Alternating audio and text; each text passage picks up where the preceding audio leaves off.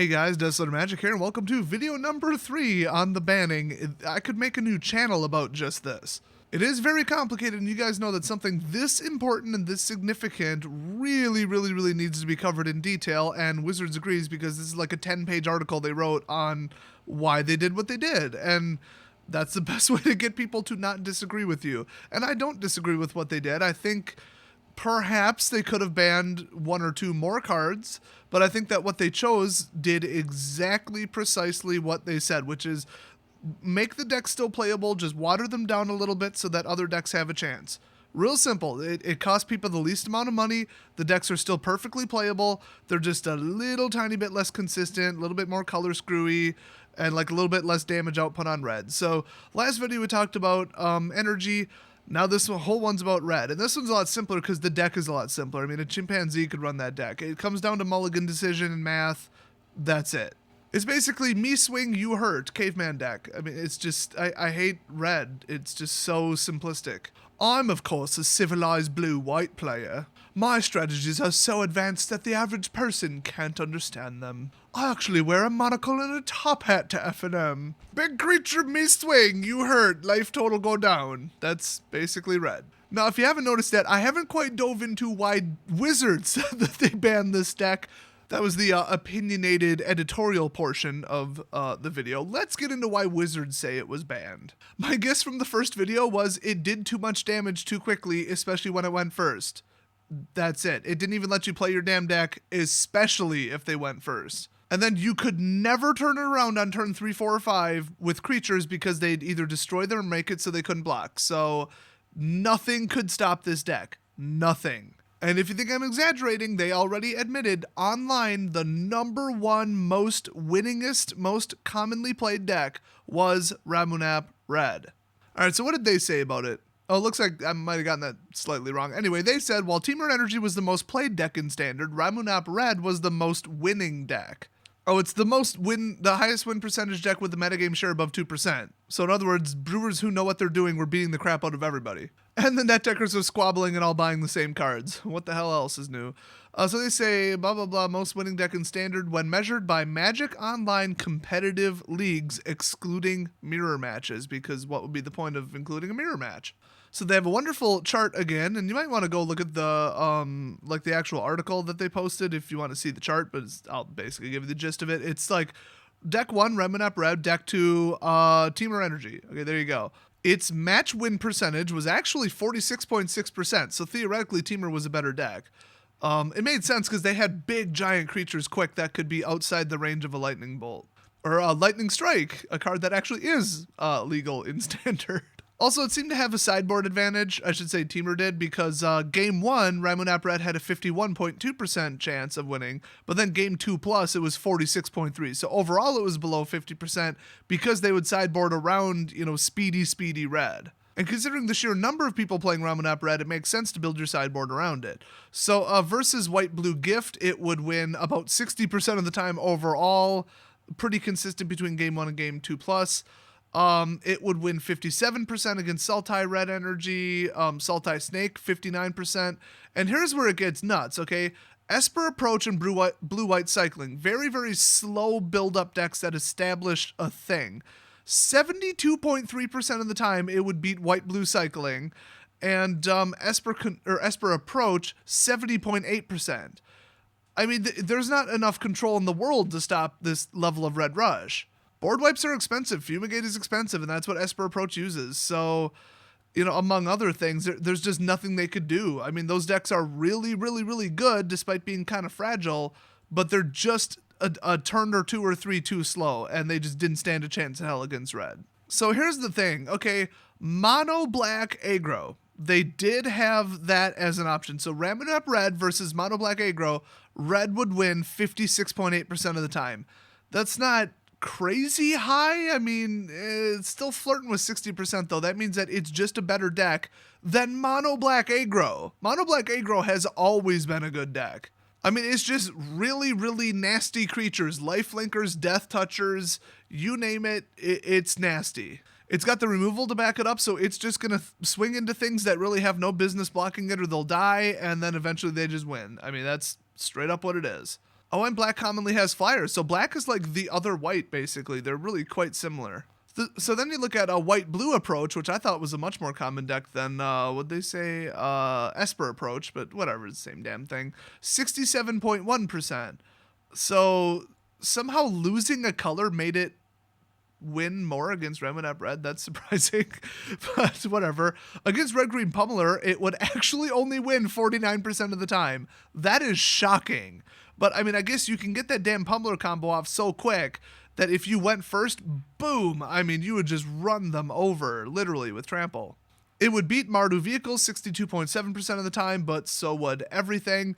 And Blue-Black Control. Now, okay, literally Control, an anti-creature, creature removal deck. Okay, Blue-Black Control, Ramunap Red would beat it 56.4% of the time. That is the most telling, because Approach is the slowest damn deck in Standard right now, okay? But when your entire deck revolves around stopping and removing combos and creatures, and you can't stop creatures, what the hell? So that's why you know that Red was just broken. So there's my analysis. Let's see what they say about it. They explained how the chart works again, and let's see. It says Ramunap Red's non-mirror, non-teamer match win percentage in this format is a staggering 60%. So if you just don't count mirror matches or energy, it's 60%. I mean, that is high. It is verifiably a better deck at those numbers. Now, if you're thinking, well, 60% is not that high. I mean, rounds are 2 out of 3. First of all, it doesn't work that way because that's the actual round results. But also, they say, for comparison, historically, the best deck in a late season format settles to around 52 to 53% against the rest of the decks.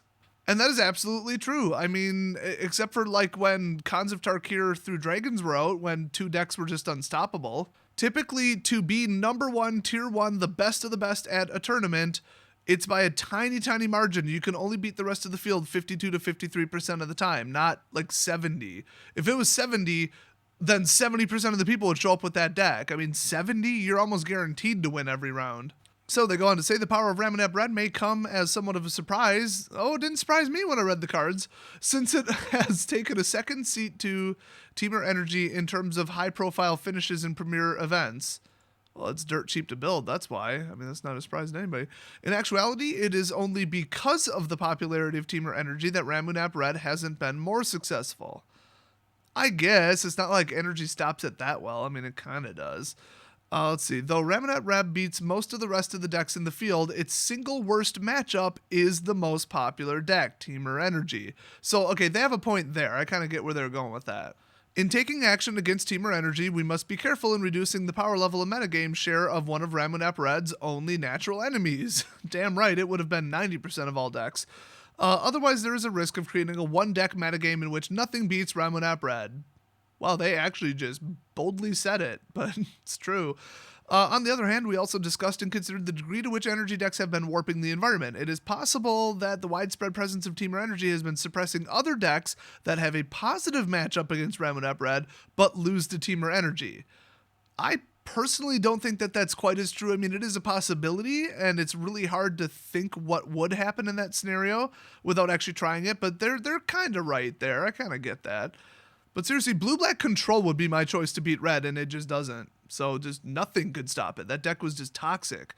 So they say, however, after an extensive analysis of Magic Online and real-world tournament data, we determined that taking no action against Red would likely result in a less healthy, less fun metagame. Yes, because nothing can stop it. Creature removal can't stop it. Creatures can't stop it. Walls can't stop it. Death Touch can't stop it. Life Gain couldn't stop it because of that stupid frickin' Raptor. Yes, quite literally nothing but energy could stop that deck, and that's only because they could get a Long Tusk Cub that's like a 5/5 on like, what, turn 3? Yeah, good luck swinging into that. That ain't gonna happen. So they say, our goals in bringing down the power level of the red deck were the same as with energy variants. We want to reduce the overall win percentage of the deck without removing it from competitive viability. And this one was pretty damn subtle, so yeah. If you look at what else is in the deck, frickin' Hazoret and Glorybringer, it's not like it lost that much power. So they say, yeah, well, they always want to increase the potential for counterplay. So yeah, give people, on average, one more turn worth of time is what I think they were going with. And also the whole you can gain life now. Oh, and maybe if they blow up 50% of the creatures that come out, okay, now there's one less menace creature. So yeah, that makes sense. So they said the cards we considered taking action against were Ramunap Ruins, which is what they ended up banning. Rampaging Ferocidon, which they ended up banning. Earthshaker Kenra, which, I mean, yeah, when it enters the battlefield, target creature with power less than or equal to Earthshaker Kenra's power can't block this turn. I mean, it's only 2, and it could still be stopped by a wall, so On Crop Crasher would have been my choice. And, oh, the next one on the list is On Crop Crasher, which, yes, absolutely should have been banned. I still think it should have been banned. And then Bowback Courier because it refills your hand. I mean, obviously. When you refill a red aggressive deck's hand, that is really, really, really bad. And also they said Hazard the Fervent. Yeah, I'm so sure that was on the list for really long. Hey, it wouldn't be the first time they banned a Masterpiece. Let me just throw that one out there. I have Ugin. I still can't afford that card. I want it just because it's the best looking purple foil ever printed in the history of the game, but it's still kind of expensive. So they say Ramunap Runes adds a lot of invisible power to the deck, often acting as a virtual reduction to the opponent's starting life total. You mean like in fact? Hashtag, oh my god, Magic is a dumpster fire, so throw Infect on top of the dumpster fire and close the lid. Yeah, that's right, I'm going for the longest hashtag award. It also provides a high level of inevitability in matchups that go long, such as against the blue-black control decks popular in last year's World Championship. Also, blue-black did kind of drag it out a little bit. I've never seen that matchup in actual play, but I would assume if you kill 3/4 of the creatures, it ain't gonna kill you on turn 5, but I guess it's like, oh, I'm chipping you away, chipping you away, chipping you away. Oh, I snuck something through on my turn with haste, and you can't kill it until your turn with a sorcery removal spell. Boom, now you're down low enough that I can hit you with 1 or 2 Ramunap Runes, and that makes sense. So they say, without Ramunap Runes, the general play pattern of the deck remains largely the same, but the deck will lose some amount of the free win percentage that this land contributed. It makes sense. If you get them down to just enough, you can zap them for another 2, and they just don't want people doing that. And that is like so specific, so subtle, you have to already have it in play and all this other stuff. You got to have the mana for it. It's 1 turn per because you have to tap it and sack it and stuff, and yeah. So for many players, Rampaging Ferocidon is likely to be the most surprising of the cards we're taking action against. I was surprised until I read the card and I'm like, oh yeah, well, Menace 3/3, and they can't gain life and then extra damage.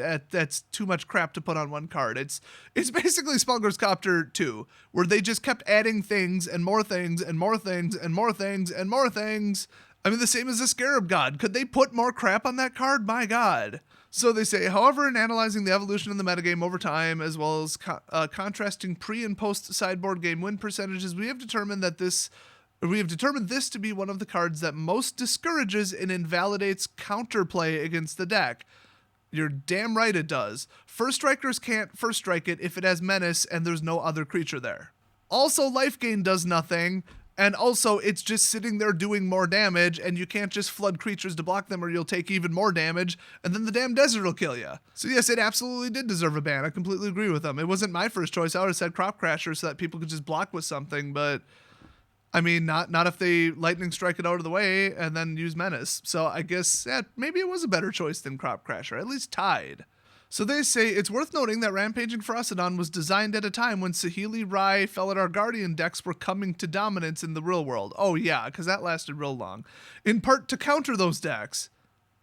Really? Does the banned people not talk to those people? It's literally the same people. Anyway, while Rampaging Ferocidon may have been an appropriate answer card in a more powerful metagame that contained that combo, it has instead proven... Oh yeah, because they'd die. Well, not really. Wouldn't they just swing with less Felidars? I don't know, whatever. It has instead proven to cause collateral damage against other decks aiming to counter aggressive red strategies. Like anything white, basically. Like at all. White life gain, white first strike, white creature dump, all 3 of them. 2 strategies that have historically been effective against aggressive red decks have been flooding the board with small creatures and gaining life. Oh, or first strikers. I don't know why I didn't add that. Over time, we've seen the rise and fall of decks designed to counter Ramunap Red, like Abzan and Esper token variants, and Oketra's Monument decks, like Mono White Vampires. Yeah, Vampires and Cats are a damn good deck. Really, really, really good. Initially, these were unfavorable matchups for Ramunap Red, but as the red decks adopted more copies of Rampaging Ferocidon in their sideboards, and even main decks, which is what I saw personally, they were able to turn these matchups positive again, because they can't gain life and they can't flood the field without taking damage. Makes sense.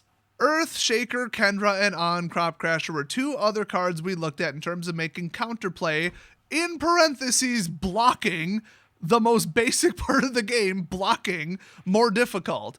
Oh, that's generous, Wizards. More difficult? I believe the word you were looking for is impossible. Not just more difficult, guys. You literally could not block. The cards say cannot block. It was impossible. However, many aggressive red decks have moved away from playing 4 copies of each of these. Why? Are the people stupid? Is that why? Because there's no other reason I can think of. Anyway, and even for those that do, the next best options aren't much weaker. Yeah, like Glorybringer, just nuke the creatures. Ultimately, these would be too low impact to be worth further disrupting the environment with a ban. See, I do agree with that. Getting rid of just on Crop Crasher, the decks would have still been obnoxious as hell, but I think they should have gotten rid of also on Crop Crasher, or Kenra, one or the other, because Kenra's weaker. So yeah, I don't know if it's been powered down to the level where people won't play it anymore, because Hazoret and Glorybringer are late game, or mid game I should say, and they can win the game. I mean, so if you start failing because you can't just kill them a turn earlier than normal, you still have some options. Although the last time somebody failed to play around my creature removal well enough, and I just ramped so hard that they couldn't really swing at me anymore with Ramunap Red, they brought out Hazoret, and then I just stole it. I didn't even have to play Kefnet's Last Word, okay? I stole that thing with Entrancing Melody. Because Kid Ramper can get to like 9 mana on like turn 5, okay? Like, I can steal whatever the hell I want with that deck. I love that deck. So they say, conversely, we believe that banning Bomat Courier or Hazoret the Fervent would to dramatically change the play pattern of the deck. Yeah, Hazoret is late game and Bomat is refill your hand kind of mid to late game, I guess. So they're not wrong. I mean, they don't want it to turn into an all-in deck, or it's just not fun to play or fun to play against, where it's just binary. It's like, did you shut it down in the first 3 turns? If so, you won. Not really true with Bomat and Hazoret, because Hazoret can really do some damage, mid-game, and Bomat Courier mid to late game can just stuff your hand full of cards. And then it's just like, I reloaded, here we go again, So, yeah, I kind of get that. It wouldn't really do anything to the actual power of the deck, just the, whoops, I slipped up, okay, let's try plan B. Like, that would just be gone without those two. And that wouldn't really fix anything. It would just make games more annoying, I guess. So they say that, therefore, Ramunap Runes and Rampaging Ferocidon are banned as standard. This is in order to reduce the win percentage of red aggressive decks, mitigating overly swingy matchups. Is that a technical term? That sounds like something I would say. Guys, this deck is overly swingy. We gotta swing it slightly less overly. And provide more possibilities for counterplay. Damn right. Again, we respect these decks, or we expect these, they don't respect the decks. We expect these decks to remain competitively viable after this change. That is true. You can still play it. It's really not that great of a strategy, but winning on turn 4 or 5 with just red, just super blitz where your opponent is too slow to even play their damn deck is gimmicky and stupid. So I honestly hope that it doesn't remain competitively viable. I hate the deck. It's not fun. The only positive thing is, okay, the round's over in like 8 minutes and you can go get a burger. Whereas, of course, with Approach, you will starve to death. So they're like, okay, this is going to be implemented whenever, and it's going to be implemented on MTGO whenever, who cares? The next banner restricted announcement is February 12th, which is actually really soon. And let's see, they say the timing of this announcement makes it ideal to consider changes based on the results of the Pro Tour Rivals of Ixalan, which is nice. I mean, because if something just dominates there, Merfolk, just for an example, then they will be able to consider changes. If I were them, I would just start right now. I wouldn't even wait. I wouldn't even wait for the Pro Tour. I would start considering now which 10 Merfolk to ban, okay? Because it's really hard to pick out that many, but that's what they're going to have to do to shut down that bullshit deck. Merfolk in testing, the rumor is, can win on turn 5, so it's like a blitz blue deck. That's right, a aggressive blue rush deck. A blue creature attack rush deck. What the hell? I'm going to take a wild guess green's there too, because I haven't seen the deck list, but really a primarily blue creature rush blitz deck that can win on turn 5. I just threw up in my mouth a little bit. That's a topic for another video, and by another video I mean I might dedicate my channel and change the name to I Hate Merfolk. Just wait, you guys, just wait. I am leaving the door open to, well, I said yesterday, Ramunap Red beating Merfolk, and yeah, it would have. Probably not now, though. But now it's just like, can the other tribes keep up with Merfolk? On damage, I'm going to say dinosaurs can, and there is some hope. Let me give you a little bit of hope here. My Christmas Dinosaur deck, I played 3 Merfolk decks in a row, and I'm sure they were like experimental, kind of still tweaking it, whatever. Maybe it was on X-Mage. But I just crushed them. I mean, it wasn't even close. It was the most one-sided victory you could see in Standard. It was just, oh, you brought another Merfolk, and I killed it. Oh, you brought another Merfolk. You have to block. I'm swinging with the 7/7. Oh, you brought another Merfolk. You have to double block because I'm a 9/9 Trampler. Oh, you brought out another Merfolk? Let me force fight it. Like, I'm just removing them in real time while swinging with enormous amounts of dinosaurs. So if that deck, which honestly is very 3/4 cost heavy, can beat it on speed of damage, wow. I mean, to me, Merfolk look like some obnoxious control-heavy gradual build-up, mid-range inevitability deck, but people are saying it's actually like a turn 5 rush deck. If that's true, apparently it's really susceptible to removal because, I mean, how much Merfolk synergy could you get going? But the thing is, people are playing that stupid 2-cost token dump enchantment, which you would think would slow it down and make it a mid-range deck. It absolutely does not, because people will play Silvergill, and then they'll play like 1 or 2 others with the cards that were drawn or the rest of their hand. They get 6 tokens off of 2 of those enchantments or 3 off of 1, and then their whole board is stacked. The problem is I'm trampling in with a 9 attack power dinosaur. I literally got rid of 7 Merfolk in one swing, and then I came back from it so quick that he couldn't do anything. It was hilarious. But I gotta say, it was really hard to force fight something while it's hexproof. But if all they had was a 1/1 hexproof and all my creatures had like trample or something, or even if they didn't have trample, they were at like 7 life, so they basically had to block or lose. It didn't really get them that far. So to me, Merfolk didn't look that impressive. But when I was playing against pre-Rivals of Ixalan Merfolk at FNM, I had trouble beating those decks. I mean, I beat them pretty commonly, like probably about 75% of the time, because my decks were just really good matchups against them, I guess, because they're removal heavy. But they were very, very, very toxic and annoying. So if they do not ban a Merfolk on February 12th, I will be shocked. Absolutely shocked. Speaking of shocked, they didn't even mention the fact that they didn't even mention Modern or Commander, which they don't run that ban list, okay, or Vintage or Legacy. Because remember, last ban announcement, they did a whole bunch of crap to like Vintage, Legacy, or whatever. I have no idea what the state of Modern is right now. I mean, I know that Ensnaring Bridge needs to be banned. Always has. Kitchen Finks needs to be banned. Always has. Other than that, I have no idea what's popular. I haven't been following it for like 8 months. So I don't know, maybe it's healthy. They didn't even announce that they're not banning stuff in other formats, which is just odd, I guess. I don't know. Maybe this was a banned and restricted announcement only for Standard. I don't know. I have no idea. It just seems odd to me. Whatever. So let me know what you guys think about this. Hopefully my analysis was extremely deep and you guys get where they're coming from. I completely agree with all 4 of their bans. They make sense. They achieve exactly what they said. It's just, did they go far enough? Did they power down the decks enough? I guess that'll just like, well, it'll have to be seen. I mean, we'll just see if it's enough. I mean, it's better than going overboard and just nuking the person's entire deck. Except for Approach, those people should be ashamed of themselves. They deserve to lose their entire deck, okay? They can go piss off. But what do you guys think? Would you have added to it? Would you have subtracted from it? What else is annoying you at FNM? And what do you think will be banned on February 12th? Share your thoughts below, and I'll see you guys next video.